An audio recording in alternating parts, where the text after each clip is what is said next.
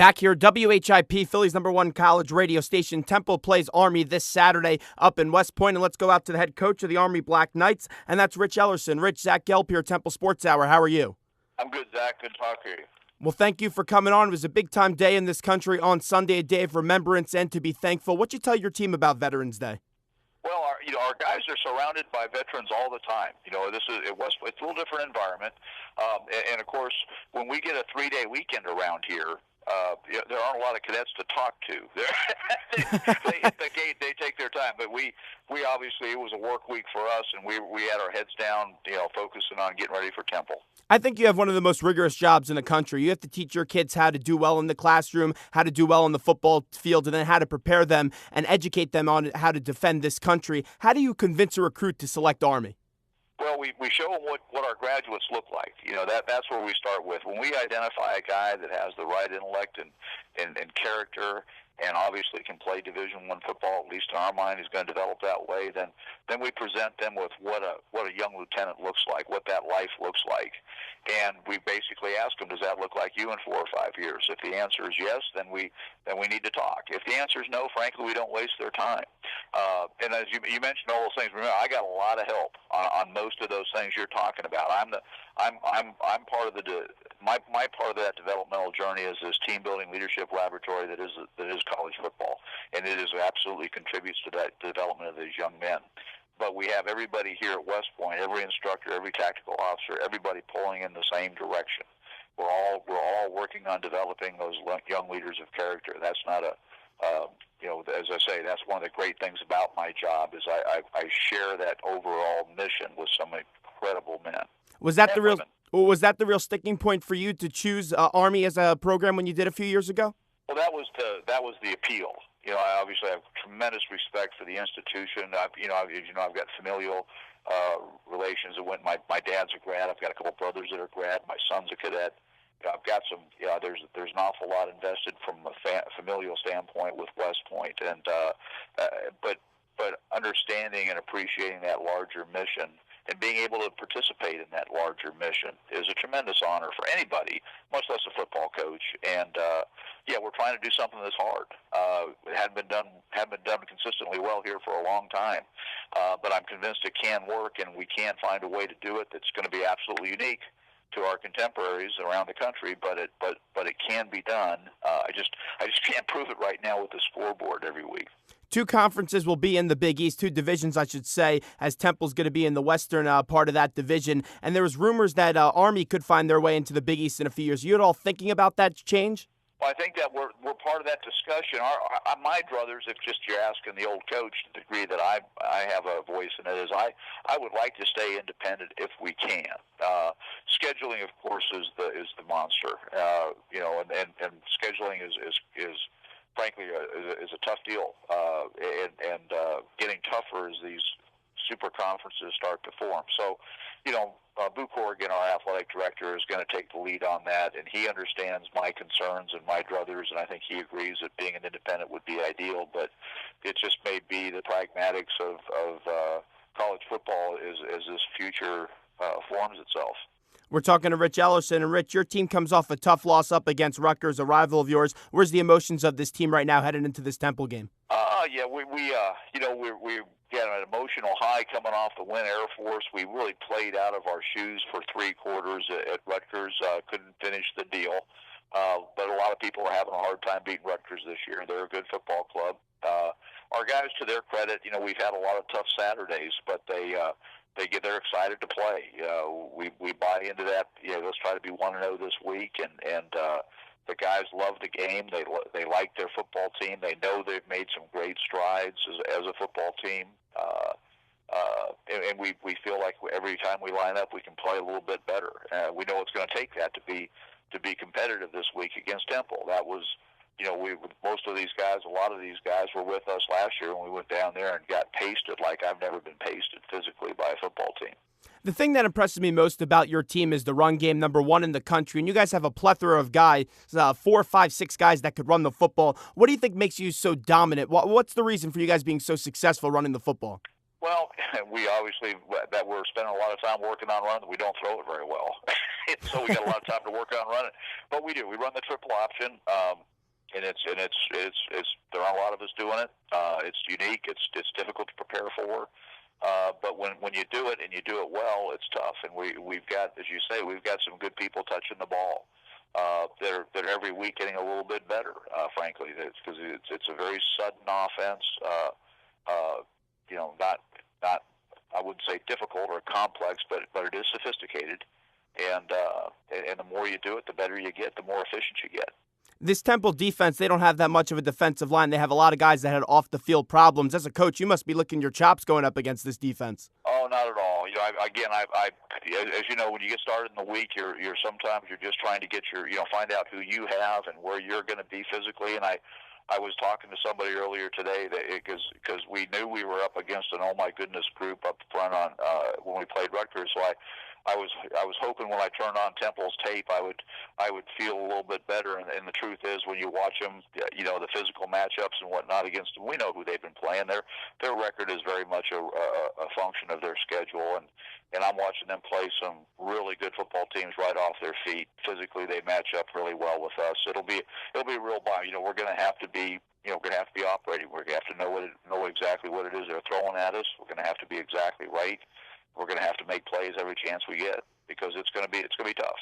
I had Kyle Flood on the show a few weeks ago when Temple played Rutgers, and he was saying, I'm going to stick to my run game. We're going to start it out with Jawan Jamison. And I said, Coach, you got to find a way to throw the football up against this Temple secondary. They're not all that great when it comes to defending the pass. And in the first quarter, he ran the ball a lot. Temple was up 10-0. Then he started to air the ball out more with Gary Nova. And then Temple, they just didn't have an answer for it. This Temple secondary, they made players like Matt McGloin and B.J. Daniels of USF look like Tom Brady and Joe Montana. Do you at least consider airing the ball out a little bit more this week? Well, we always are going to have a plan to throw the football, but nobody's going to mistake us for an aerial circus. The thing that we're able to do with our run offense, though, is we force you to defend, much like Temple's offense will do.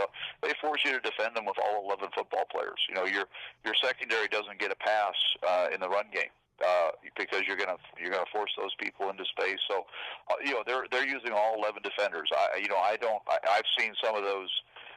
Watching their tape, I see some of those throws and catches, and I see some of those balls. We don't do that. We couldn't do it if we aren't equipped to do some of the things that have given them fits. What we got to do is put those people, some of those same guys, in space and see if we can make plays against them in space doing our stuff. Zach Gelb here, WHIP, Philly's #1 college radio station, talking to the head coach of the Army football team, Rich Ellerson. And Rich, what does your quarterback bring to the table, Trent Steelman? Well, he's a 4-year starter in college football anywhere, much less at the service academy. Impressive. And much less in the triple option. So, again, he's a incredibly fierce competitor. He's a good runner. He can throw the ball. But the most remarkable thing about him is his physical toughness and his competitive spirit, and the fact that he has been doing this as long as anybody in the history of our game. He's an operator, and obviously his teammates. There's a presence that he carries with him. As long as Trent's there with you, something good can happen on the next snap. I was reading something on the internet, and they talked about how the turnover battle in this game is so crucial, like any football game is. Can you just talk about the turnover battle? Because exactly. Temple's been able to turn the football over, and so have you guys. Yes, well, and again, when we've been stingy with the football, because we run a style of play that exposes the ball, and so we have to be that much more precise and proficient when we touch that thing. And a year ago, that was absolutely the challenge we had. Now, we've been much better with the football this year, but when we've struggled offensively, it's typically been you can trace it back to those turnovers. Last week we were in scoring position 4 times against Rutgers, and with no points. We have missed 2 short field goals, or not especially short, but we missed 2 field goals and turned the ball over twice in scoring position. You don't have to, when you do that against a good football team, you don't win. It's just that simple. Coach, I'm a big guy. I'm 6'4". I played offensive line in high school and defensive line, and we always know the linemen don't get enough credit. We're talking about your running backs. How about your offensive line? They look pretty good this year. They are, and they're very different. Obviously, what we ask them to do. If you stay ahead of our offensive linemen standing next to anybody else's, you go, wait a minute, those guys they don't look the same. We're lighter, we're more stealth, we're in some cases we're short. But we are athletic. They're very strong. They're very athletic. What we do, we create space with splits, but we can cover that space quickly with our athleticism, and we have to be. All of those guys have to be efficient blocking downfield at the second, third level.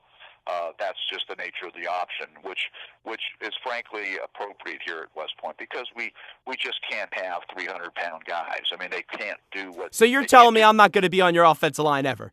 You can't do this. You could play football here, but they're going to ask you to do some other things at West Point. Obviously, we have a greater mission here, and we have to make sure that we're not pulling our guys physically in a direction that's inconsistent with what the academy expects from a cadet, what the Army wants in a soldier and a leader.